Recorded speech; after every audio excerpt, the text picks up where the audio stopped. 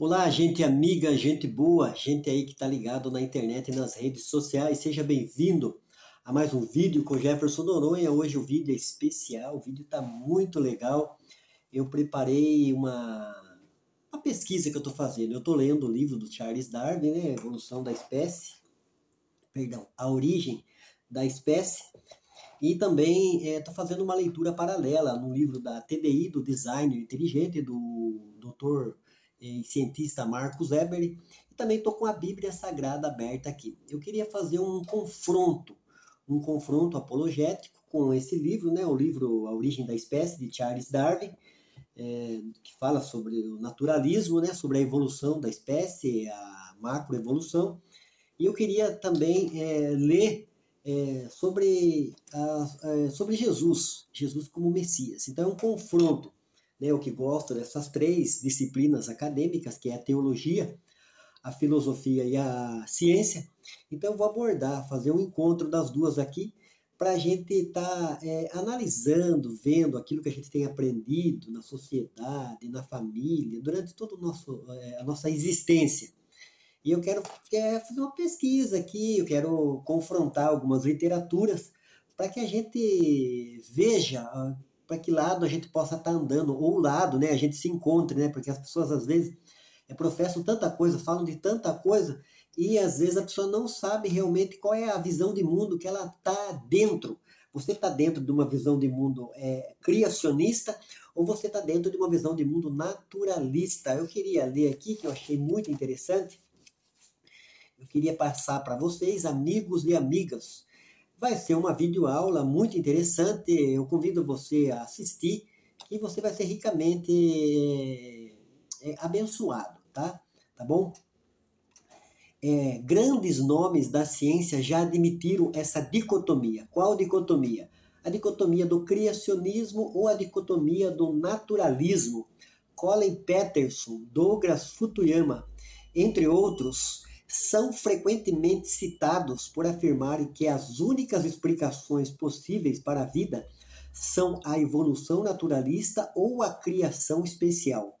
Nem todo cientista concorda sobre qual é a verdade, mas quase todos concordam que um ou outro tem que ser verdade. Ou seja, o que nós vemos aí, o planeta, a natureza, é tudo que existe, ou que existe um agente externo, né? Uma mente inteligente que criou, que planejou, que orquestrou e que fez todas as coisas. Então é um caminho ou outro. A gente deve respeitar as pessoas, o ser humano é livre. Hoje mesmo estava falando sobre o país laico. Nosso país é laico, não tem uma religião, nem não professa uma religião escolhida pelo próprio país, mas as pessoas são livres. Eu acredito que a ciência deve ser da mesma maneira. Então grave isso que eu falei aqui.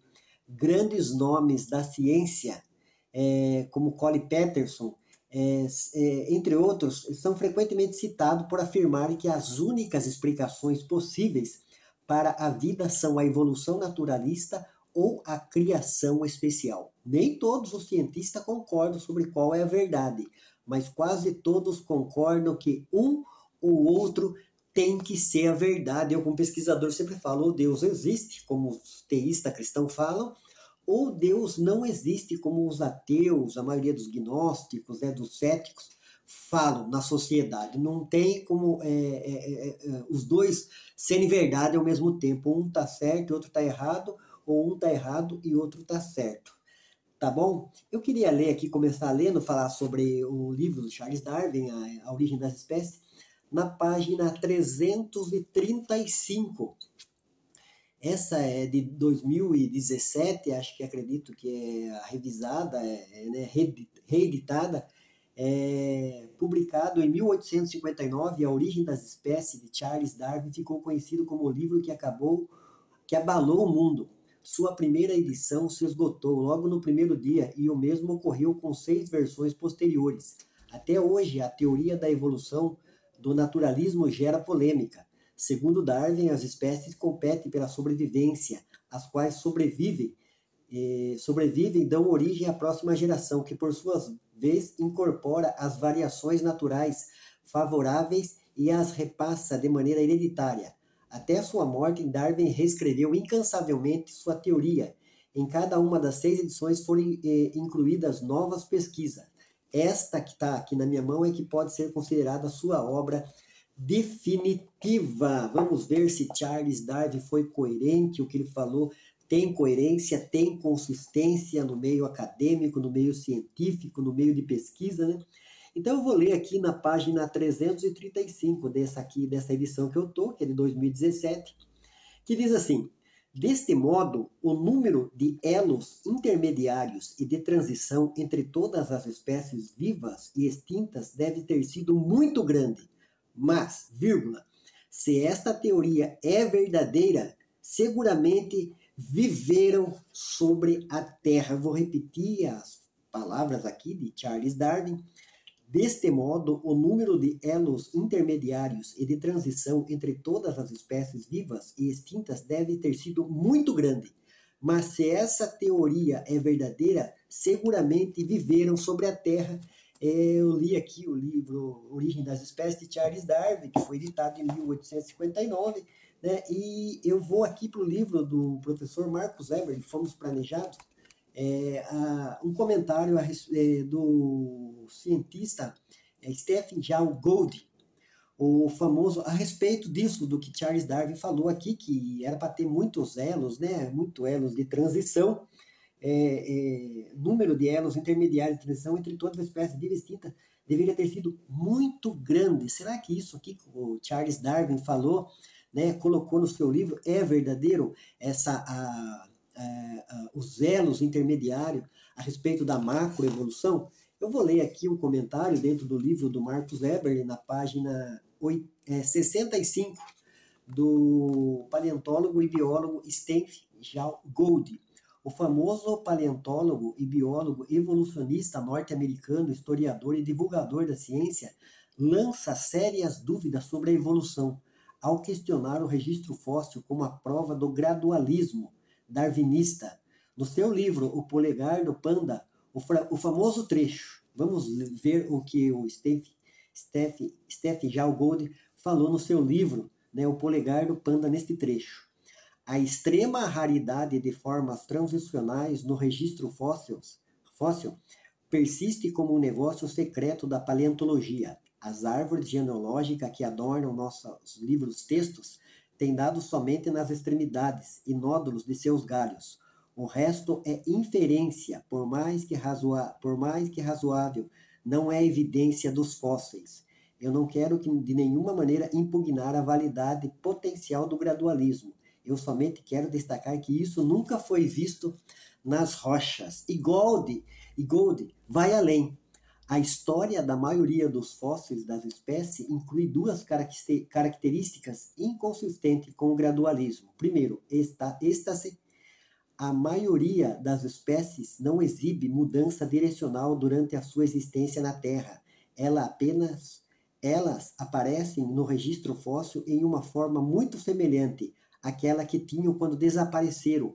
A mudança morfológica geralmente é limitada e sem direção. Segundo, surgimento abrupto em qualquer área local. Uma espécie não surge gradualmente pela transformação constante de seus ancestrais.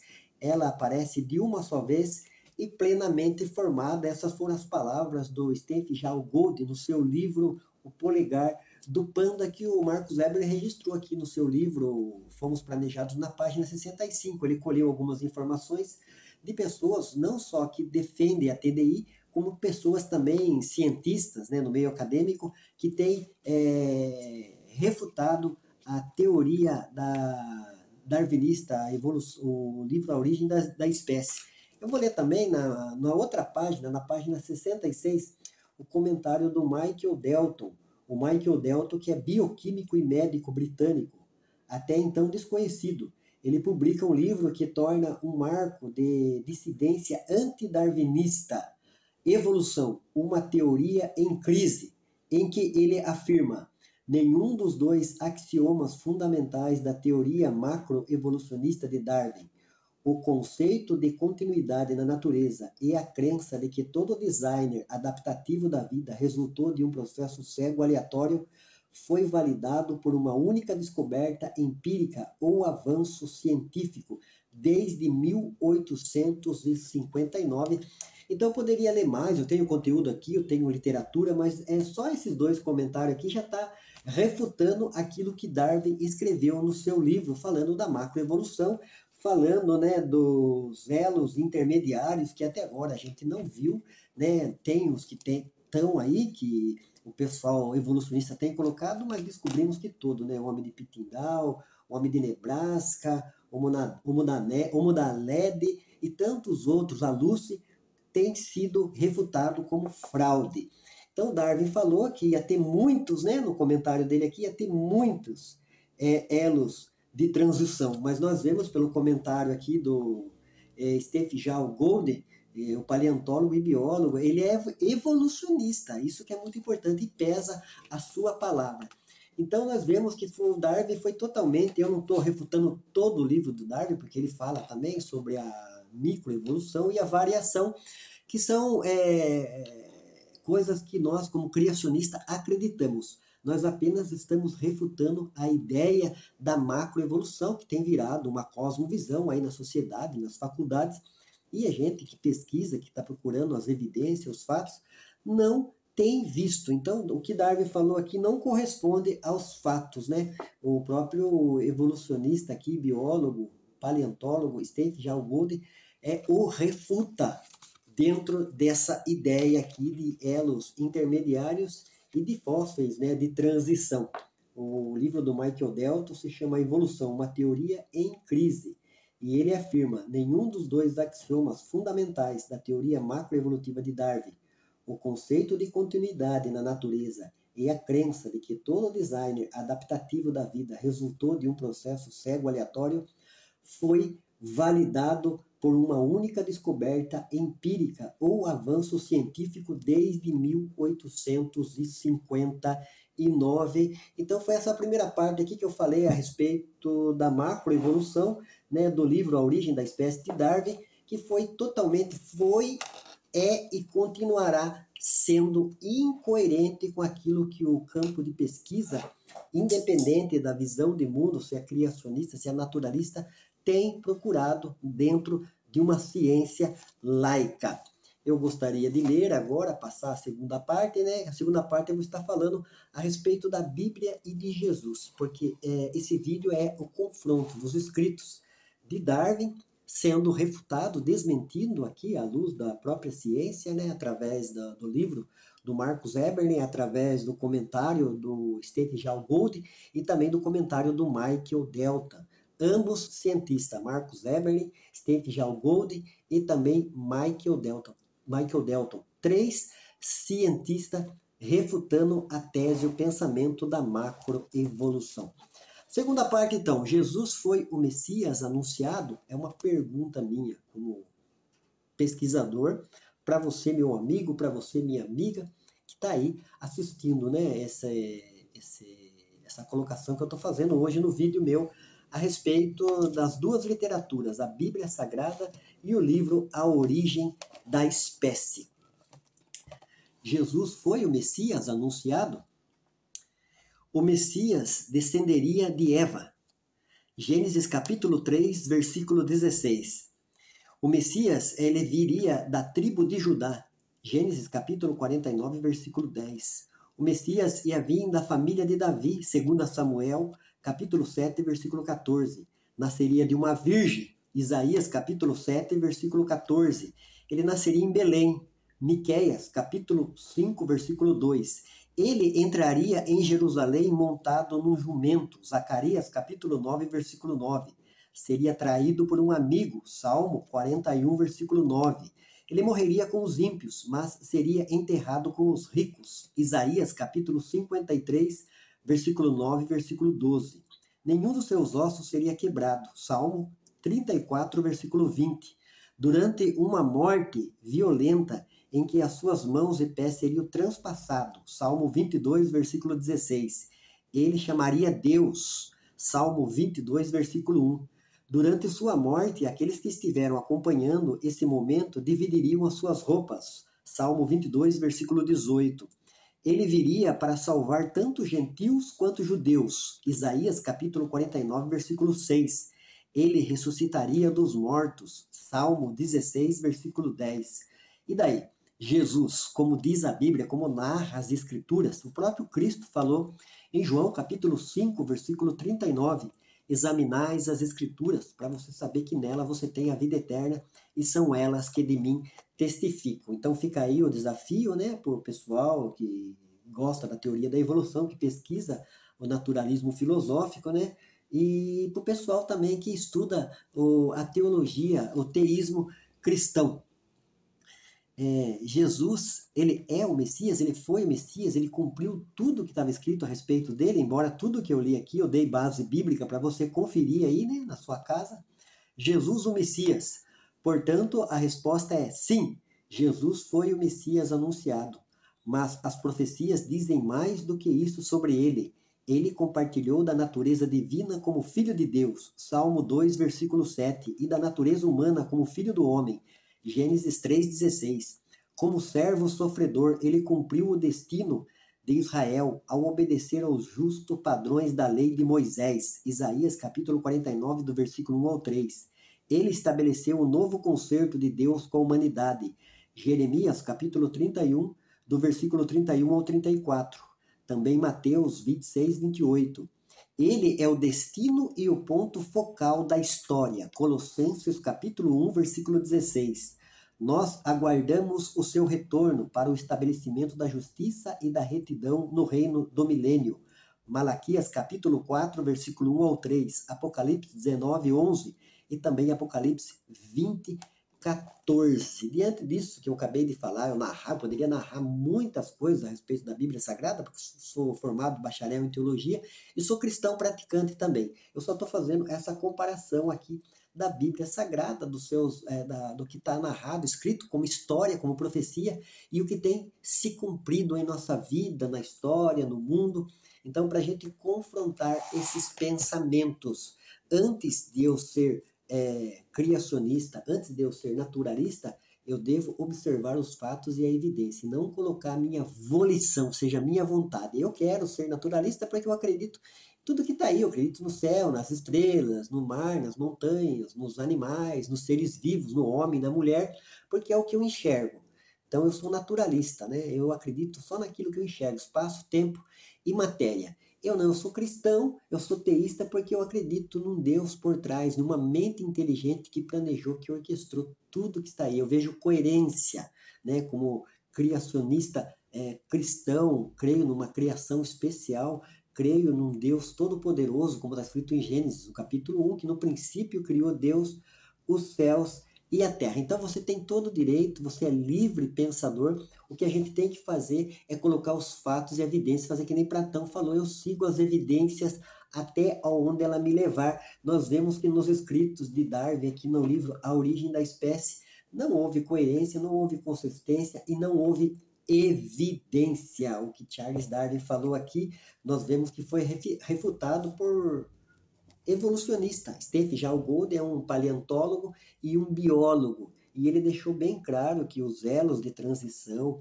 né, o registro fóssil, o que aponta o que nós temos visto. Nós não temos visto nenhum elo de transição, nós vemos que os animais estão aí, as espécies estão aí, e elas não têm sofrido uma macroevolução, ela tem sofrido uma microevolução e variações, que é o caso do cachorro. Poderia citar o caso de cachorro aqui, várias variedades de cachorro, né? Poodle, dog alemão, pastor alemão, dálmata, né? Piquinês, mas continua sendo cachorro. O cachorro não evoluiu para nenhuma outra espécie. Continua cachorro porque é variação, é uma microevolução e uma variação, não é uma macroevolução, ou seja, um cachorro virar um pato, um cachorro virar um morcego. Isso a gente tem observado na natureza, observado no campo acadêmico, como o Michael Delton falou aqui no seu livro. Então, é isso. Então, a gente tem que acompanhar. Infelizmente, eu sou um pesquisador, tenho procurado, sou um pequeno pesquisador, mas tenho procurado observar diante de estudo de literatura. Estou lendo o livro, né? O livro de Darwin, A Origem da Espécie. Tenho lido sobre a TDI, a teoria do designer inteligente também, através dos escritos do Marcus Weber, através dos escritos do Adalto Lourenço e tantos outros, né, que a gente tem acompanhado, o Michael Behe, né, vários cientistas que têm deixado o darwinismo e têm acreditado na teoria do design inteligente, porque a gente vê que essa macroevolução ela é pior que mágica, porque na mágica ainda existe o coelho e a cartola. Na macroevolução não existe elo de transição. Por outro lado, nós temos visto a Bíblia Sagrada, né, onde ela relata a respeito da criação especial, e nós temos visto a respeito de Jesus como Messias. Tudo o que foi escrito na Bíblia Sagrada, nós temos visto. A Bíblia está sempre na frente da ciência, né? Eu gosto da ciência, eu gosto de várias disciplinas acadêmicas, mas nós temos visto que a teologia está na frente, o conhecimento a respeito de Deus, do cosmos. A Bíblia relata, né, através de 3 tipos de criação, né? O criacionismo bíblico, o criacionismo religioso e o criacionismo científico. Está aí. E eu deixo para você essa frase. Por que eu sou cristão? Por que eu, Jefferson Noronha, sou cristão? Eu sou cristão não para atingir algum objetivo. Eu sou cristão porque é uma verdade evidente. Jesus é o Messias? Sim, Jesus é o Messias. Tudo que está escrito a respeito dele, desde Gênesis a Apocalipse, se cumpriu, está se cumprindo e vai se cumprir. Jesus é o Messias? Portanto, a resposta é sim. Jesus foi o Messias anunciado, mas as profecias dizem mais do que isso sobre ele. Ele compartilhou da natureza divina como filho de Deus, Salmo 2:7, e da natureza humana como filho do homem, Gênesis 3:16. Como servo sofredor, ele cumpriu o destino de Israel ao obedecer aos justos padrões da lei de Moisés, Isaías 49, do versículo 1 ao 3. Ele estabeleceu o novo concerto de Deus com a humanidade, Jeremias 31, do versículo 31 ao 34, e também Mateus 26, 28. Ele é o destino e o ponto focal da história, Colossenses 1,16. Nós aguardamos o seu retorno para o estabelecimento da justiça e da retidão no reino do milênio, Malaquias capítulo 4, do versículo 1 ao 3, Apocalipse 19, 11 e Apocalipse 20, 14. Foi aí, então, essa colocação minha, apologética, para esclarecer. Devemos ler, estudar, pesquisar, mas devemos buscar coerência e consistência e buscar a verdade. Como foi falado aqui, o cientista, o Colin Peterson falou, vários cientistas, ou o criacionismo está certo, ou o naturalismo está certo. Nós devemos pesquisar em busca dos fatos, das evidências. É o que eu tenho feito como pesquisador. Beijo no coração do Jefferson Noronha. Acompanhe o Jefferson Noronha nas redes sociais. Vamos estudar, pessoal.